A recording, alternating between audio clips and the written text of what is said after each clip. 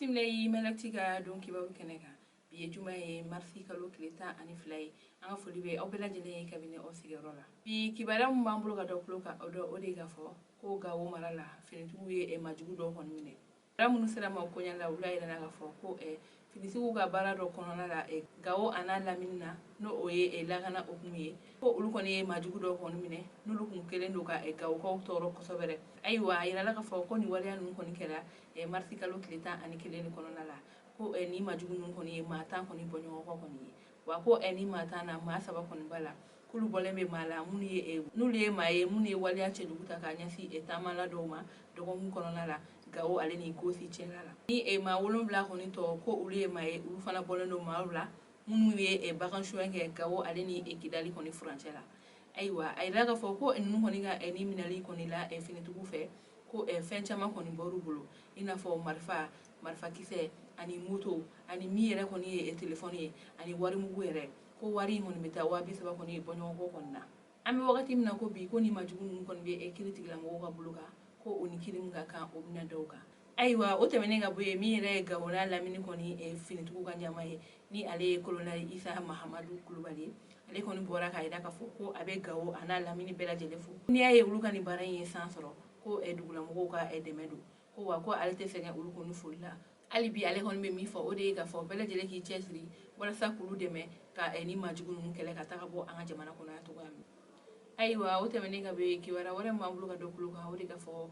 muti marala ko finitigu daga ro do kon be no ko majugu wala do kon taraka nyasu uluma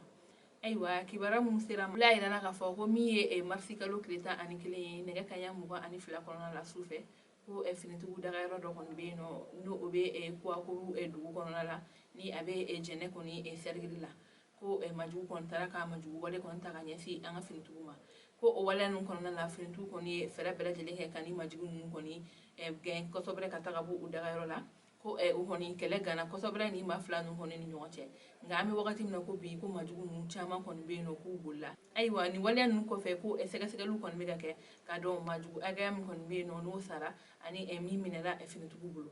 mi e finitugu era fa fela era ka fo ko ma sabade kon be no ulu jogina nga ko uga jogini kon ma bunya ko sobre ami wakati mina ko bi ko ni ma saba nun kon bela jele tara isawari kana yasula wala sa ubisega furaga to gamina aywa o temene ga boye kibara wara mambulu ga dokulu ka uri ga fo bafla be koni laminna ko lagana baliya koni nyonya le no ko sobere ko dugula mo ya ila ka fo ko ul koni ni toro le no aywa kibara mun sira ma wula ila na ka fo ko mi marfi kalo kletain bafla be laminina kelengere yala selengeni aleni etigana koni franchela ko kamele ni dore koni kumbe abe kata achila ko marfatigi manani koni nana ko ga bien aleka tumamna ul koni ni wala ta kani kamele ni koni segere ko uya bulla wari mba bulo no o kumbeta ba keme koni bonyo go konna kuyo minala anaka telefoni wa ko waliya nun kile ni marfatigi nun koni ni kamele ni siri aka motola ko ka sorokata wa ira ka fo ko ni marfatigi nun bela jelen fana kumbe motorila wa ko tumamna utara fana muamun koni be no nulu koni kumbe ga temeka tuga tila ko ulle kani kamele ni wala saka ademe uya foni ga ba aka motola aywa ame wakati mina ko bi ma konta do ni majugu nun koni makele mini nga ko sega sega lu kono mega ka akola aywa kibara kunchela kibara wara mambulu ka dokulu ka odi ka fo coronavirus bana koni tangalula ayra ka fo mi école do ye ko ul kon teka maskido afotugula